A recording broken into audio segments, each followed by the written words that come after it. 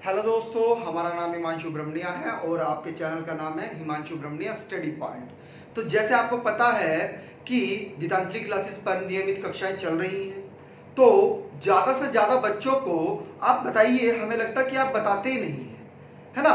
तो जो अभ्यर्थी तैयारी करना चाहता है यूपीएससी की, तो वह गीतांजलि क्लासेस एप्लीकेशन पर हमारे से जुड़ सकते हैं। ठीक है, गूगल प्ले स्टोर से आपको डाउनलोड करना है और किसी भी बच्चे को कोई प्रॉब्लम आ रहा है तो वह डिस्क्रिप्शन में हमें को बता सकता है, चैट के माध्यम से हमें बता सकता है और हमारे फेसबुक पेज पर जुड़ सकता है, टेलीग्राम चैनल पर हमारे से जुड़ सकता है। तो बहुत सारे आपसे जुड़ने के, हमारे से जुड़ने के बहुत सारे प्रावधान आपके पास में है ना। तो आइएगा स्टार्ट करते हैं। कॉन्स्टिट्यूशन में हमने इससे पहले भाग 2 पर पूरी विस्तृत चर्चा कर दी है ना। एक एक तथ्यों को बहुत अच्छी तरीके से समझाया है। तो जिसने नहीं देखा है वह भाग 2 संविधान का जाकर देख सकता है ना। आज भाग 3 पढ़ाना है और बहुत ही इंपॉर्टेंट है। देखिएगा, भाग 3 को हम 2 या 3 वीडियो में देखेंगे, क्योंकि यहां से प्रश्न हमेशा बनता आया है और बनता रहेगा, है ना। आज हम पूरा भाग 3 की पृष्ठभूमि पर चर्चा करते हैं, है ना। देखिएगा, इसको कोई नहीं पढ़ाता, सब क्या करते हैं, अनुच्छेद 14 से स्टार्ट कर देते हैं और 32 तक चलते हैं। लेकिन इससे पहले जो प्रश्न आते हैं, अब बच्चा क्या सोचता है कि sir out of syllabus paper आ गया, लेकिन प्रश्न यहां से भी बनता है, प्रश्न इस पोर्शन से भी बनता है और बच्चे सोचते हैं कि paper sir out of syllabus है, वो तो सिलेबस से आया ही नहीं है। अरे जब तुम 14 अनुच्छेद से पढ़ोगे तो तुम्हें कहां से मिल जाएगा भैया। आइएगा स्टार्ट करते हैं, बहुत ही महत्वपूर्ण तथ्य हैं, आइएगा समझिएगा।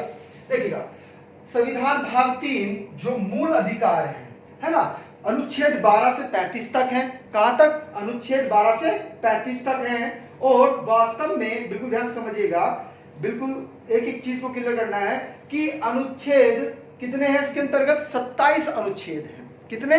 27 अनुच्छेद हैं। आइएगा स्टार्ट करते हैं। देखिएगा, बहुत ही इंपॉर्टेंट फैक्ट है, परीक्षाओं में पूछा जाता है, बिल्कुल ध्यान से समझना है कि एमवी पायली जो थे उन्होंने क्या कहा, वास्तव में मूल अधिकार व्यक्ति और राज्य के बीच सामंजस्य स्थापित कर राष्ट्र एकता और शक्ति में वृद्धि करता है।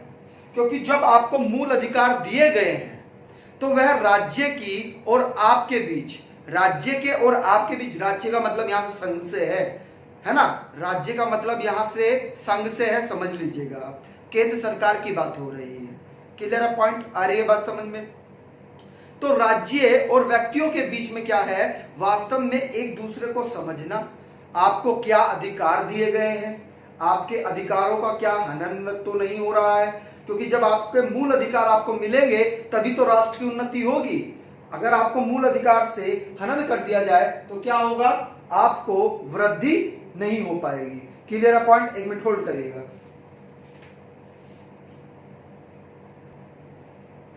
हाँ, तो देखिएगा, हम बता रहे थे मूल अधिकार के बारे में। तो किसने कहा था? एमवी पायली जी ने कहा था कि मूल अधिकार व्यक्ति और राज्य के बीच सामंजस्य स्थापित करता है और साथ में राष्ट्र की एकता और शक्ति में वृद्धि करता है।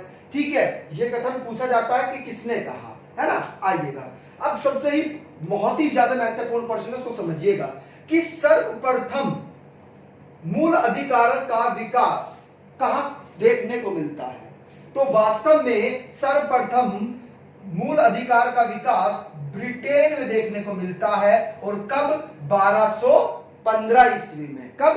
1215 ईस्वी में जो सम्राट जॉन थे, इन्होंने एक लिखित पत्र जारी किया, अपने हस्ताक्षर किए इस पर, तो उसे ही क्या कहा गया?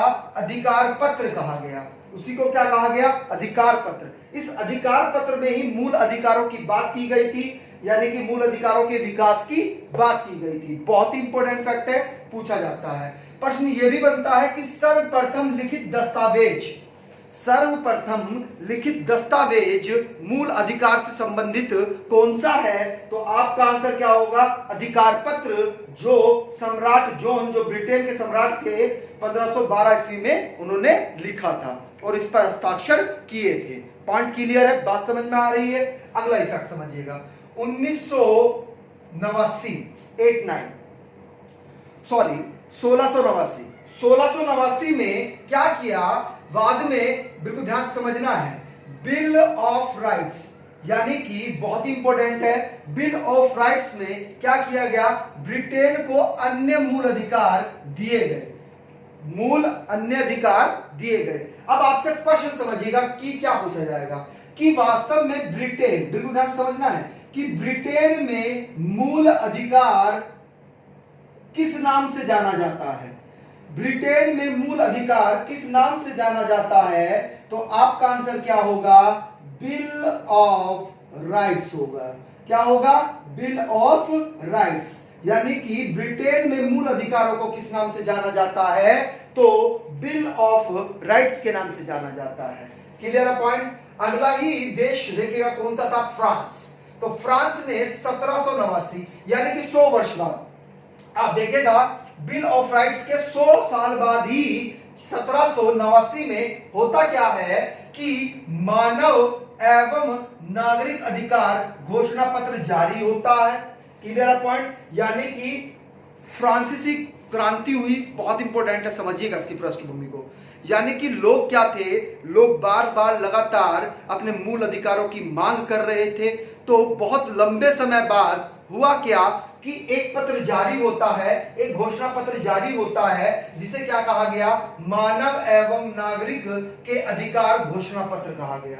वास्तव में आपसे पूछा जाएगा कि फ्रांस के जो मूल अधिकार हैं वह किस नाम से जाने जाते हैं? तो वास्तव में वह मानव एवं नागरिक के अधिकार के नाम से जाने जाते हैं। हम लिख देते हैं, है ना? फ्रांस में मूल अधिकार किस नाम से जाने जाते हैं? तो मानव एवं नागरिक को के अधिकार से जाने जाते हैं। पॉइंट क्लियर है? बात समझ में आ रही है? ब्रिटेन का हो गया, फ्रांस का हो गया। आगे आइएगा। अब एक चीज और समझिएगा, ये प्रश्न भी बहुत इंपॉर्टेंट है और कथन निष्कर्ष में दिया जाता है। समझिएगा, वहां के सम्राट थे लुईस 16वें, यानी कि लुईस नाम था और 16वें क्रम के थे। क्रम कौन सा था? 16वां क्रम था उनका। तो उनका नाम क्या बोलते हैं? लुईस 16वें। तो लुईस 16वें ने क्या किया? वास्तव में बिल्कुल ध्यान समझिएगा, मूल अधिकारों का हनन किया। पॉइंट क्लियर है? मूल अधिकारों का हनन किया, अर्थात मूल अधिकारों का विरोध किया, तो जिसके कारण उनको क्या दी गई? उनको फांसी दी गई। पॉइंट क्लियर है? पूछा जाएगा कि मूल अधिकारों के हनन करने वाले या विरोध करने वाले या उनको न मानने वाले जो सम्राट थे वह कौन से थे जिनको फांसी दी गई? तो कहां के? फ्रांस के लुईस 16वें थे। Clear point? उन्हें फांसी दी गई थी। आगे आइएगा, अगला फैक्ट समझिएगा। अमेरिका पर आते हैं। देखिएगा 1791 सन याद रखिएगा, 1791 में हुआ क्या? यहां पर भी काफी लंबे समय तक मूल अधिकारों की मांग चल रही थी। तो अंत में होता क्या है कि पहले नहीं था, बिल्कुल ध्यान समझिएगा, जब संविधान बना, किसका? अमेरिका का संविधान बनता है, तो उसमें मूल अधिकार नहीं थे। लेकिन बाद में क्या? कौन सा सन भाई? 1791 में। 1791 में संविधान संशोधन किया जाता है और किस नाम से उनको मूल, बहुत इंपॉर्टेंट है, मूल जो आपके अधिकार हैं वो दिए जाते हैं। किस नाम से? ध्यान रखिएगा, प्राकृतिक एवं अप्रियदित, है ना? अप्रतिदेय। Clear point? इस नाम से मूल अधिकार इनको दिए जाते हैं। तो यहां पर हम अमेरिका का भी लिख देते हैं कि अमेरिका के मूल अधिकार किस नाम से जाने जाते हैं? तो लिख लीजिएगा, प्राकृतिक अप्रतिदेय के नाम से जाने जाते हैं मूल अधिकार। पॉइंट क्लियर है? बात समझ में आ रही है? और अब आपसे प्रश्न यहीं से एक और कनेक्ट हो जाता है। क्या कनेक्ट हो जाता है उसको समझिएगा कि आपसे पूछा जाता है कि भारत के जो मूल अधिकार हैं वह किससे प्रभावित हैं? तो भारत के जो मूल अधिकार हैं वास्तव में वह अमेरिका से प्रभावित हैं। किससे प्रभावित है? अमेरिका से प्रभावित है। पॉइंट क्लियर है? बात समझ में आ रही है? चलिएगा तो आगे चलते हैं, इसको रफ कर देते हैं। आइएगा देखिएगा, आगे ही आपका जो प्रश्न बनता है वह प्रश्न ये बनता है कि वास्तव में भारत में मूल अधिकार की बात, यानी कि मूल अधिकारों की मांग कब की गई, उनको आप समझिएगा, क्योंकि कथन निष्कर्ष में तथ्यात्मक रूप से प्रश्न यहां से भी बनते हैं, है ना। आइएगा देखिएगा, यानी कि सर्वप्रथम जो मांग की गई थी वास्तव में संविधान विधेयक 1895 के तहत की गई थी। पॉइंट क्लियर है? उसके बाद में 1917 और 1919 के बीच में, यानी कि के मध्य कांग्रेस द्वारा भी क्या की जाती है? मांग की जाती है किसकी? मूल अधिकारों की, है ना। उसके बाद में बिल्कुल ध्यान से समझिएगा, 1925 में जो एनी बेसेंट थे उनके द्वारा कॉमनवेल्थ ऑफ इंडिया बिल के माध्यम से भी क्या किया जाता है? मूल अधिकारों की मांग की जाती है। क्लियर है? पॉइंट आ रही है बात समझ में? उसके बाद 1927 को पहले ले लीजिएगा, 1927 में कांग्रेस मद्रास अधिनियम में भी किसकी मांग की जाती है? मूल अधिकारों की मांग की जाती है। और फिर 1928 में भी मोतीलाल नेहरू, जो जवाहरलाल नेहरू जी के पिताजी थे, है ना, किनके पिताजी? जवाहरलाल नेहरू जी के पिताजी थे मोतीलाल नेहरू जी। तो उन्होंने एक रिपोर्ट पेश की थी, जिस रिपोर्ट को हम किस नाम से जानते हैं? नेहरू रिपोर्ट के नाम से जानते हैं। तो इस नेहरू रिपोर्ट में भी संविधान के अंतर्गत अर्थात मूल अधिकार की बात भारत में की गई थी। ठीक है। 1930 में कराची अधिवेशन में भी कांग्रेस द्वारा क्या किया गया था? अधिवेशन में मूल अधिकारों का प्रस्ताव पास किया गया था। क्लियर पॉइंट आ रही है बात समझ में? अब बिल्कुल ध्यान समझिएगा, दूसरे गोलमेज सम्मेलन में जिसकी अध्यक्षता भारत की तरफ से कौन कर रहे थे? गांधी जी कर रहे थे 1931 में। तो तब भी मूल अधिकारों की बात की गई थी। Clear point? वहां पर भी मूल अधिकारों की मांग की गई थी। पॉइंट क्लियर है? ये तो मांग से संबंधित प्रश्न थे। अब तथ्यात्मक रूप से कैसे भी इसमें से प्रश्न आपसे पूछे जा सकते हैं, तो इनको जरूर कनेक्ट करिएगा और नोट्स बनाकर लिखिएगा। आइएगा अब अनुच्छेद 12 से स्टार्ट करते हैं। देखिएगा ये चीजें क्या है, ये चीजें सब छोड़ देते हैं, स्किप कर देते हैं, लेकिन प्रश्न यहां से बनता है ना। और जब प्रश्न बनता है, एग्जाम में आता है, तो बच्चे क्या सोचते हैं? Sir syllabus out of syllabus हो गया सर, क्वेश्चन तो पता नहीं पॉलिटी में कहां से प्रश्न पूछ लिया गया सर, कॉन्स्टिट्यूशन में पता नहीं कहां से प्रश्न आ गया, है ना। अरे भैया ये चीजें भी पढ़ने की होती है, यहां से प्रश्न बनता है। तार्किक प्रश्न तो यहीं से बनते हैं, तथ्यात्मक रूप से प्रश्न यहीं से बनते हैं। क्लियर है पॉइंट? डीप नॉलेज होना जरूरी होता है ना। प्रश्न को कैसे भी घुमाकर आपको दे दिया जाए तो आपको कंफ्यूजन ना रहे। आइएगा अनुच्छेद 12 की बात करते हैं। तो अनुच्छेद 12 में राज्य शब्द को क्या किया गया है? परिभाषित किया गया है। और वास्तव में इस परिभाषा में 4 भागों के लिए क्या किया गया है? लागू किया गया है। ठीक है। और वे 4 भाग कौन कौन से हैं? लिख लीजिएगा इनको, ये प्रश्न भी पूछा जाता है, महत्वपूर्ण है। देखिएगा, भारत की सरकार एवं संसद, एक भाग कौन सा हुआ? भारत की सरकार व संसद। दूसरा राज्यों की सरकार व विधानमंडल, है ना। विधानमंडल दो होते हैं ना। संसद कितनी होती है हमारे यहाँ पर? 2 होती है, लोकसभा और राज्यसभा। विधानमंडल कितने होते हैं हमारे यहाँ पर? 2 होते हैं। कौन कौन से बताइएगा आप, कमेंट करिए।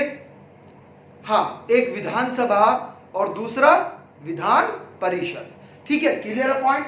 आइएगा, और सभी स्थानीय निकाय प्राधिकारी, है ना, इसको अभी चर्चा करेंगे, हम बताएंगे कौन कौन से होते हैं, क्योंकि यहां से भी प्रश्न बनता है और यहां से लोग बाग स्किप कर देते हैं। जहां पर भी आप कोई भी वीडियो देखिए, अन्य चैनल है सब पढ़ाते हैं, है ना, पर उनका पढ़ाने का तरीका कुछ और होता है, लेकिन प्रश्न यहां से बनता है भाई। आइएगा, अन्य प्राधिकारी। अब आप हेडिंग बना लीजिएगा कि वास्तव में जो प्राधिकारी हैं उसके अंतर्गत क्या क्या आता है। बिल्कुल ध्यान से समझिएगा, हेडिंग बना लीजिएगा प्राधिकारी। ठीक है, तो इसमें लिखिएगा, हाँ इसमें लिखिएगा जितने भी आपके विधि निकाय हैं, जितने भी आपके क्या है? विधि निकाय, जितने भी आपके उप विधि निकाय हैं, है ना, उपनिधि निकाय है। जितने भी आपके आदेश हैं, जितने भी आपके आदेश आते हैं, जितनी भी आपकी अधिसूचना आती है, क्या आती है, अधिसूचना आती है, यानी कि जारी करने की शक्ति जिनके पास में है, वो सब क्या होते हैं, वास्तव में प्राधिकारी होते हैं, प्राधिकारी होते हैं। पॉइंट क्लियर हुआ कि नहीं हुआ? यानी कि विधि निकाय से संबंधित, उप विधि निकाय से संबंधित आदेश अधिसूचना जारी करने वाली शक्ति जिनके पास में होती है, वह किसके अंतर्गत आते हैं? वास्तव में वे वास्तव में प्राधिकारी के अंतर्गत आते हैं, प्राधिकारी के। पॉइंट क्लियर है, बात समझ में आ रही है? अब एक चीज और समझिएगा, अगर हम इसमें एग्जाम्पल की बात करें, क्योंकि एग्जाम्पल में घुमाकर भी आपसे प्रश्न पूछा जा सकता है कि वास्तव में आप नगर पालिका को राज्य में रखेंगे, तो वास्तव में हम नगर पालिका को राज्य में रखेंगे। आपसे पूछा जाएगा कि आप जिला बोर्ड को रखेंगे, जिला कार्यकारिणी को रखेंगे प्राधिकरण में, बिल्कुल रखेंगे। आपसे पूछा जाएगा आप ग्राम पंचायत को रखेंगे, बिल्कुल रखेंगे भाई, ग्राम पंचायत को भी हम इसमें रखेंगे। अब जितने भी सरकारी संस्थाएं हैं, जितनी भी क्या हैं, सरकारी संस्थाएं हैं, उनको भी आप किस में रखेंगे? उनको भी आप प्राधिकारियों में ही रखेंगे। पॉइंट क्लियर है, बात समझ में आ रही है? तो प्रश्न घुमाकर ऐसे भी पूछा जा सकता है कि वास्तव में नगर पालिका राज्य के संदर्भ में होती है कि नहीं होती है? तो होती है। ठीक है, क्लियर है? प्रश्न ऐसे भी घुमाकर आपसे पूछा जा सकता है। अब हेडिंग बना लीजिएगा अन्य प्राधिकारी, क्योंकि यहां से भी प्रश्न आपका बनता है। हेडिंग बना लीजिएगा अन्य प्राधिकारी। ठीक है, अन्य प्राधिकारी। ठीक है, इसमें क्या क्या आएगा भाई? अन्य में आप समझिएगा बिल्कुल ध्यान से, इसमें आपका LIC भी आ जाएगा। क्या आएगा? LIC। हम एग्जांपल की बात कर रहे हैं। LIC मतलब भारत जीवन बीमा निगम। ठीक है, भारत जीवन बीमा निगम भी इसी के अंतर्गत आएगा। इसी के अंतर्गत तेल व गैस आयोग भी आता है। बहुत ही महत्वपूर्ण तथ्य है, बार बार पूछे जाते हैं। इसी के अंदर जितनी भी आपकी यूनिवर्सिटी होती हैं, अर्थात विश्वविद्यालय होते हैं, वह भी इसी के अंतर्गत आते हैं।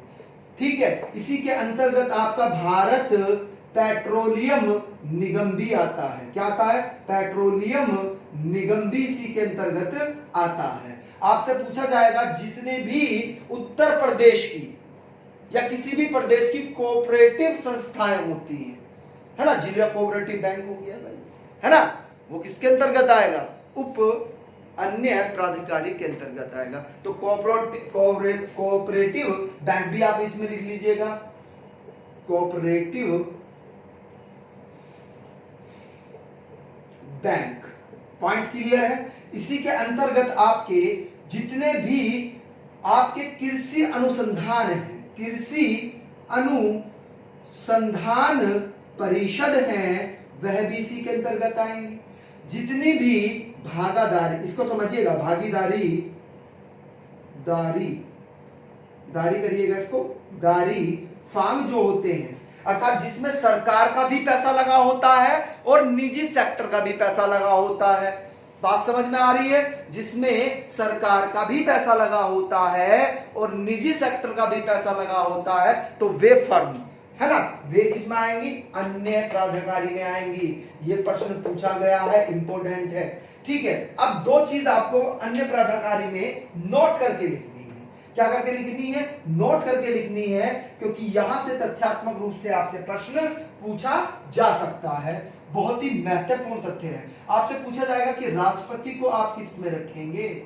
तो राष्ट्रपति को भैया आप अन्य प्राधिकारी में रखेंगे, लेकिन इसके साथ भी एक क्या है? शर्त है, एक शर्त है। और शर्त क्या है? आप ब्रैकेट में इसको लिख लीजिएगा कि जब अन्य, जब वह, ऐसे करके लिखिएगा, जब वह अनुच्छेद 359 के अंतर्गत आदेश जारी करे, तो तब वह अन्य प्राधिकारी के अंतर्गत आ जाता है, अर्थात राज्य के अंतर्गत आ जाता है।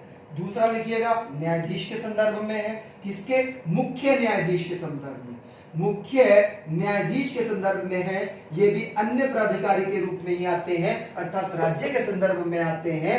क्या इसमें भी एक शर्त है, इसको भी आप नोट करके लिखिएगा कि जब अन्य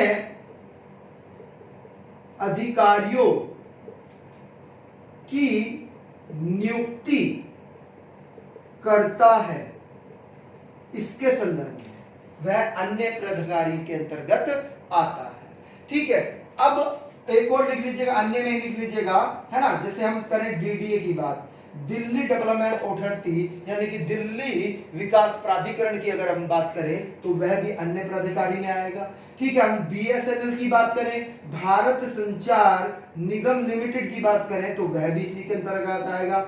और जिस चीज की आप तैयारी कर रहे हैं, किस चीज की तैयारी कर रहे हैं आप यूपीएससी की तैयारी कर रहे हैं, अर्थात संघ लोक सेवा आयोग भी इसी के अंतर्गत आएगा। संघ लोक सेवा आयोग भी इसी के अंतर्गत आता है। पॉइंट क्लियर है, बात समझ में आ रही है? तो वास्तव में होता क्या है, ये सब इसी के अंतर्गत आते हैं। ठीक है, आइएगा अन्य प्राधिकरण के, आगे चलते हैं।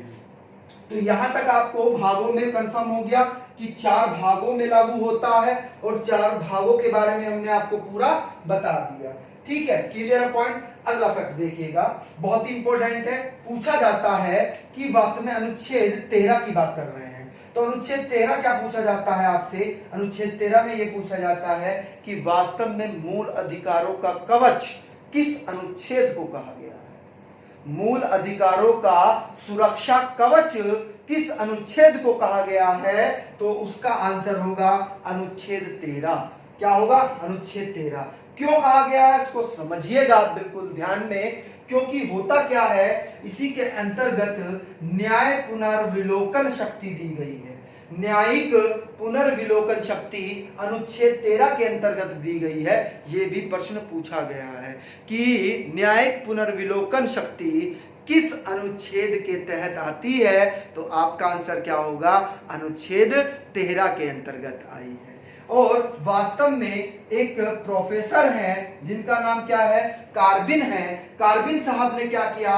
कार्बिन साहब ने यह कहा है, बिल्कुल ध्यान से सुनना है, कथन बहुत इंपॉर्टेंट है, क्योंकि इसी कथन से हम आपको न्याय पुनर्विलोकन शक्ति समझा देंगे कि होता क्या है। देखिएगा, न्यायालयों की वह शक्ति, किसकी? न्यायालयों की वह शक्ति जिसके अंतर्गत वह विधानमंडल द्वारा पारित अधिनियमों की संवैधानिकता की जांच करते हैं। पॉइंट क्लियर हुआ कि नहीं? एक बार और रिपीट कर देते हैं, समझिएगा। न्यायालयों की वह शक्ति है जिसके अंतर्गत वह विधानमंडल द्वारा पारित अधिनियमों की संवैधानिकता की जांच करते हैं। अब होता क्या है, बिल्कुल ध्यान से सुनना है। होता क्या है कि अब संसद ने कोई अधिनियम को पारित किया, ठीक है, अब पारित कर दिया है, ठीक है, आ रही है बात समझ में? अब पारित हो चुका है, पारित होने के बाद में अब न्यायालय उसको ये देखेगा कि वास्तव में वह मूल अधिकारों का हनन तो नहीं कर रहा है। अगर वह मूल अधिकारों का हनन कर रहा है तो वास्तव में न्यायालय उसकी क्या करेगा? जांच करेगा। अगर वह वास्तव में मूल अधिकारों का हनन करता हुआ वह अधिनियम पाया जाता है या उसमें ऐसा कोई प्रावधान होता है तो वह क्या हो जाएगा? वह तत्काल जो कोर्ट होती है हमारी, वह उसको शून्य घोषित कर देगी। पॉइंट क्लियर हुआ? बात समझ में आई? चलिएगा, आइएगा। तो ये जांच करता है। पॉइंट क्लियर है? इसे ही हम क्या कहते हैं? इसे ही हम न्यायिक पुनर्विलोकन की शक्ति कहते हैं। आइएगा, स्टार्ट करते हैं अगला फैक्ट। देखिएगा, अनुच्छेद 13A, अनुच्छेद 13A के नाम से भी आ सकता है, अनुच्छेद 13(1) के नाम से भी आ सकता है। ठीक है, ये क्या है? वास्तव में भूतलक्षी नहीं है। अब भूतलक्षी क्या नहीं है, इसको थोड़ा सा आपको पहले समझना पड़ेगा। ठीक है, देखिएगा, इसी के अंतर्गत होता क्या है, बिल्कुल समझिएगा। अनुच्छेद 13 के अंतर्गत ही वास्तव में संवैधानिक पूर्व विधियां, दो विधियों की बात की गई है। किसकी? दो विधियों की बात की गई है ना। एक तो अनुच्छेद 13 के एक के अंतर्गत रख दी गई और एक अनुच्छेद 13 2 के अंतर्गत रख दी गई, जिसको क्या कहा गया? संवैधानिकोत्तर विधि कहा गया। अब होता क्या है इसको समझिएगा बिल्कुल ध्यान से। अनुच्छेद 13 1 कि प्रश्न ये बनेगा कि वास्तव में अच्छनानंद, ठीक है, हम लिख देते हैं, थोड़ी टंग स्लिप हो रही है, अच्छनादन का सिद्धांत क्या है ना।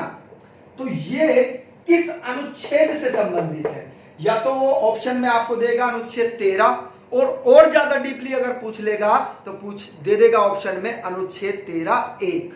पॉइंट क्लियर है? तो अगर अनुच्छेद 13 आता है और अनुच्छेद 13 1 आता है तो आप किस पर क्लिक करके आएंगे? तो आप अनुच्छेद 1 पर क्लिक करके आएंगे।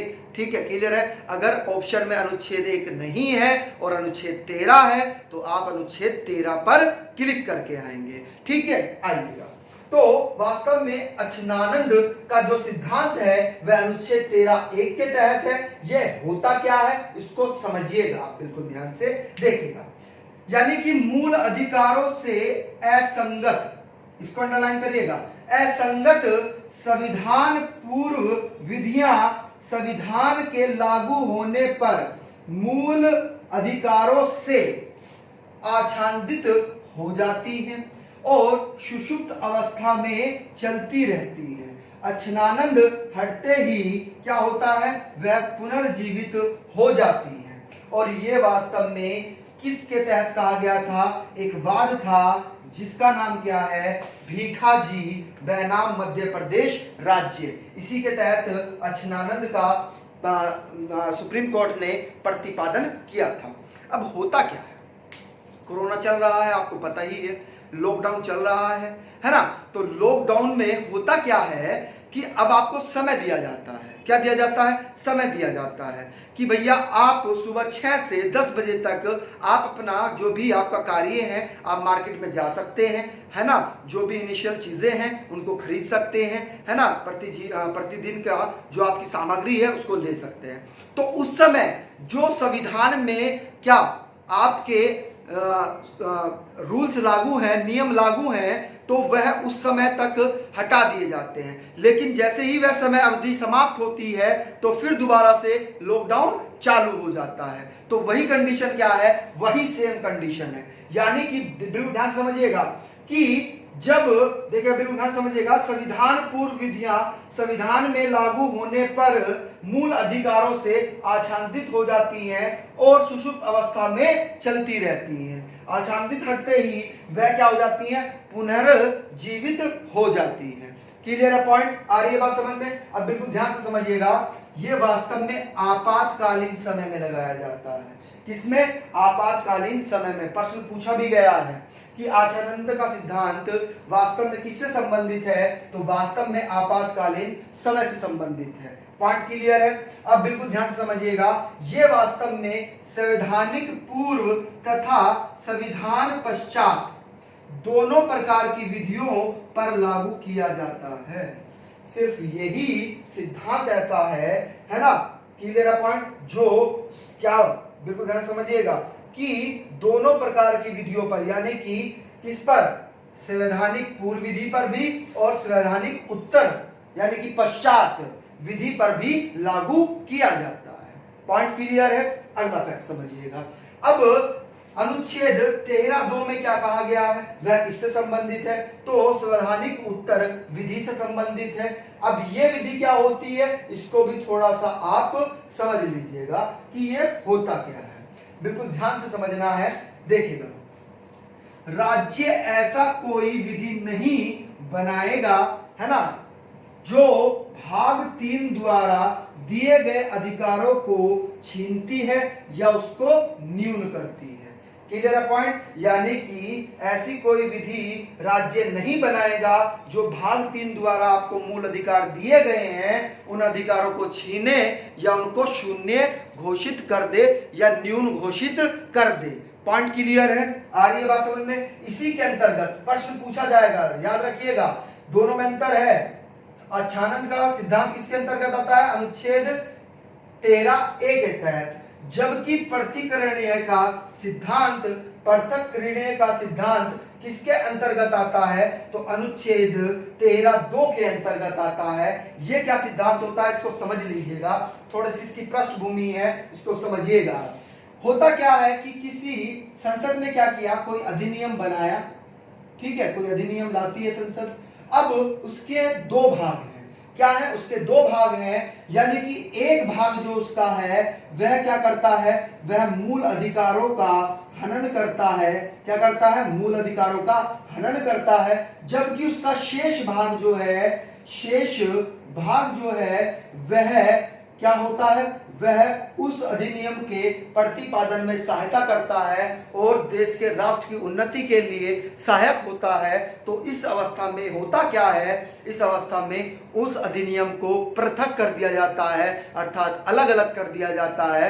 एक को वैध घोषित कर दिया जाता है, एक भाग को, और दूसरे भाग को अवैध घोषित कर दिया जाता है। इसको समझिएगा आप इस तरह से कि अधिनियम को क्या किया जाएगा?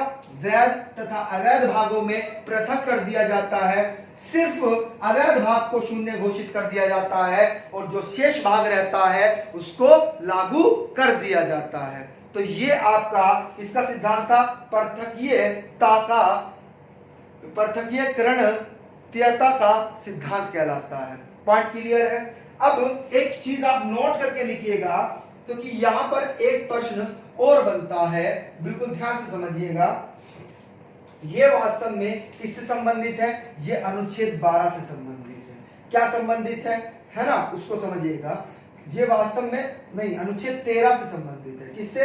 सुरक्षा कवच से संबंधित है और न्याय पुनर्विलोकन की जो शक्ति है उससे संबंधित है। उसको समझिएगा कि वास्तव में होता क्या है। जो अनुच्छेद में आपको अनुच्छेद 12 में बताया गया कि राज्य को परिभाषित किया गया है। किसको? राज्य को परिभाषित किया गया है। कभी कभी प्रश्न अनुच्छेद 12 से ये भी बन जाता है ना? ये हमारे दिमाग से निकल गया था, इसको आप नोट आउट करिएगा, क्योंकि ये भी इंपॉर्टेंट है, स्किप नहीं करेंगे, इसको भी समझेंगे। ठीक है, नोट करके ये चीज लिखनी है कि वास्तव में राज्य में नहीं आता, राज्य में नहीं माना गया। तो वह कौन कौन से विभाग हैं, वह कौन कौन सी संस्थाएं हैं जिनको राज्य में नहीं माना गया? तो इसको लिखिएगा आप, देखिएगा पहला पॉइंट करके ऐसे लिखिएगा, बहुत इंपॉर्टेंट है ये भी, कि जो संवैधानिक व संसदीय अध्ययन संस्थान है वे वास्तव में राज्य में नहीं आते हैं, उन्हें राज्य में नहीं माना जाता है। और किस वाद से? यह वाद भी इंपॉर्टेंट है। किस वाद में इसको कहा गया था? तो बहुत इंपॉर्टेंट है, टैकराज। क्या नाम है? टैकराज बनाम भारत संघ। भारत संघ वाद में इसको किसका अंग? राज्य का अंग नहीं माना गया। दूसरा पॉइंट लिखिएगा इसी में। दूसरा पॉइंट आपको ये लिखना है कि राष्ट्रीय, बहुत इंपॉर्टेंट है, राष्ट्रीय शैक्षणिक एवं अनुसंधान जो भी परिषद है आपकी, वो भी राज्य में नहीं आती है। ठीक है, तीसरा पॉइंट लिखिएगा। इसी में ही आपका आईसीआईसीआई बैंक जो है वह भी इसमें नहीं आता है। ठीक है, इसी में ही आपका वक्फ बोर्ड नहीं आता। इसी में आपका देखिएगा, एक चीज और समझिएगा, बिल्कुल ध्यान समझिएगा। फुल फॉर्म लिख रहे हैं, आपको कमेंट करके बताना है कि इसकी फुल फॉर्म क्या है। CSIR भी नहीं आता है। चलो हम ही बता देते हैं, आप कहां पर सर्च करेंगे, लिख लीजिएगा इसकी फुल फॉर्म भी। लिखिएगा काउंसिल ऑफ, फुल फॉर्म लिखिएगा इसकी, काउंसिल ऑफ साइंटिफिक एंड, यानी कि एंड का मतलब एवं, एंड कौन सी भाई? इंडस्ट्रियल रिसर्च,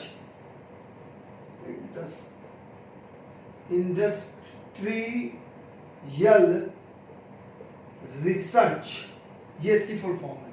क्लियर पॉइंट, आ रही बात समझ में? इसे भी राज्य में नहीं माना जाता है। अब अगर हम बात करें जो आपका क्रिकेट बोर्ड है उसका नाम बताइएगा जरा, हमें कमेंट करिएगा। हाँ, बीसीसीआई, बीसीसीआई है ना, तो ये भी राज्य में नहीं आता है। जितनी भी आपके निजी संस्थान हैं, निजी संस्थान का मतलब निजी विश्वविद्यालय, निजी विश्वविद्यालय हैं, वह भी इसी के अंतर्गत नहीं आते। जितने भी न्यायालय हैं, जितने भी न्यायालय हैं, वह भी इसके अंतर्गत, राज्य के अंतर्गत नहीं आते हैं। तो ये राज्य के अंतर्गत न आने वाले संस्थाएं और विभाग थे, और जो इससे पहले हमने आपको नोट आउट कराया था वे क्या थे, वो राज्यों में आते थे। क्योंकि राज्य की परिभाषा इसमें दी गई है, राज्य की परिभाषा अनुच्छेद 12 में दी गई है।